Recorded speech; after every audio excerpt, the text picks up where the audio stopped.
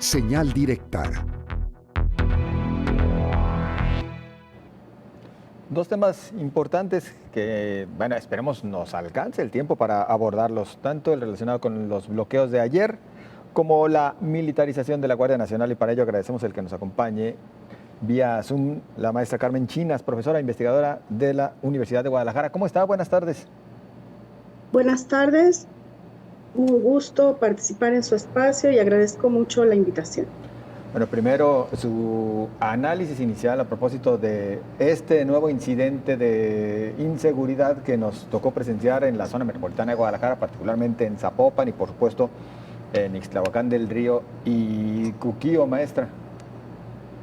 Bueno, es una situación preocupante para el estado de Jalisco y lamentablemente no es un hecho aislado, es decir, en reiteradas ocasiones hemos pasado por situaciones de crisis en materia de seguridad y esto, bueno, causa un agravio no solo por la acción en específico del bloqueo, del incendio de los automóviles, de lo que significa mostrar este poder por parte de los grupos criminales, sino también por toda la incertidumbre e inseguridad que se genera a nivel social y que, digamos, impide el disfrute de la vida cotidiana porque esto nos pone en una situación de vulnerabilidad. O sea, cualquier persona está expuesta a ser víctima en este contexto de inseguridad en que se vive en nuestro estado.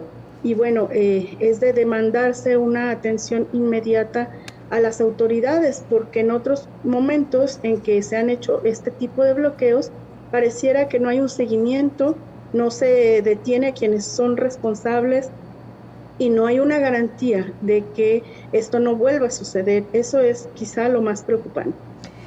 Maestra Chinas, lo decía yo al inicio de este espacio, y qué bueno que la tenemos usted como especialista en estos temas, para que me corrija si estoy mal, por favor. Pero hace un mes aproximadamente el gobernador aseguraba a clérigos y no clérigos que en Jalisco no había retenes. Claro, ahora los narcobloqueos son no todas palabras mayores, pero lo que vivimos ayer fue un retén en zona metropolitana de Guadalajara. Hubo familias, hubo cientos de personas que no pudieron llegar a su casa hasta después de 3, 4 horas. Es decir, si me va a corregir, qué bien, y si no, bueno, si esta realidad le da pues fuerte al gobernador o a su gobierno. Sí, no, esto que pasa con esta forma tan brutal de manifestación de la criminalidad imperante en nuestro estado contradice el discurso de nuestro gobernador en el sentido de que vamos bien en materia de seguridad, que se está trabajando, que han disminuido los índices de los delitos de alto impacto. La verdad es que en distintos municipios, regiones, es sabido y se ha denunciado el contexto de inseguridad que impide la libertad de tránsito y que pone en riesgo a la población. Jalisco también ha padecido mucho el desplazamiento forzado, desplazamiento forzoso, comunidades que se han tenido que retirar del lugar donde viven como consecuencia de la criminalidad, además de el control que se hace por parte de estos grupos. Hay una expresión que se dice hoy, hay una especie de gobernanza criminal o gubernamentalidad criminal, es decir, que poderes fácticos ajenos a las instituciones del Estado o al Estado de Derecho toman el control de las situaciones e inclusive se ha llegado a afirmar que si hay espacios, por ejemplo, en donde no se presentan incidentes o hay cierta tranquilidad, es por esta gubernamentalidad o gobernanza criminal que mantiene el orden, pero no porque los poderes institucionales lo hayan logrado, y eso es sumamente preocupante en un Estado de derecho como en el que se supone que vivimos, que un poder ajeno, externo, un poder de hecho, un poder fáctico, se haga cargo del control de la seguridad y pueda establecer este tipo de retenes que ya se han hecho o bloqueos en otros momentos aquí en nuestra zona metropolitana y en distintas carreteras del estado. Maestra, hoy como antes, aunque en el discurso digan lo contrario, salvo la mejor opinión de usted, sigue quedando evidente la falta de coordinación, de comunicación y tal vez inclusive la desconfianza entre las instancias federales y locales. ¿Es este tipo de acontecimientos como los que se vivieron la noche del martes, el reflejo de esa descoordinación y desconfianza? Sí, ese es un problema que se ha vivido desde que inició la administración local del gobernador Alfaro. Hay a veces enfrentamientos inclusive verbales con la presidencia de la República y un clima de cierta tensión. Es comprensible porque son de dos partidos políticos en el poder, pero se supone que cuando se llega a ser autoridad se trabaja por el bienestar de la ciudadanía y eso implica el diálogo y más la colaboración en temas tan complejos como es de la seguridad con la administración federal. Creo que el gobernador una y otra vez ha mostrado pues que le cuesta trabajo establecer este diálogo con la presidencia y las instituciones vinculadas a la seguridad y aunque han tenido encuentros y declaraciones en varios momentos, considero que en la práctica no se están implementando estos canales de comunicación y respuesta inmediata que demandaría una situación tan terrible como la que se vivió ayer. Eso sería también pues una necesidad que el gobernador tenga en claro el interés de la ciudadanía más allá de las siglas políticas de las cuales proviene su grupo que ahora gobierna Jalisco. Como viene desempeñándose la autoridad estatal, maestra Carmen Chinas, ¿en Jalisco estamos exentos de repetir el martes negro de ayer?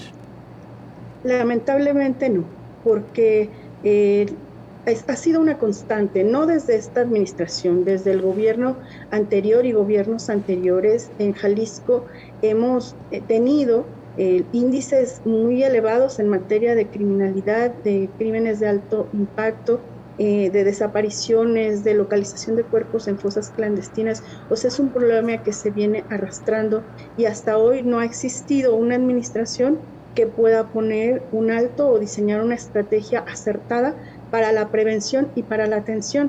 Nosotros ya pasamos por gobiernos de distintas siglas, de distintos partidos políticos, pero la problemática de inseguridad pareciera que va en aumento en vez de frenarse o disminuirse.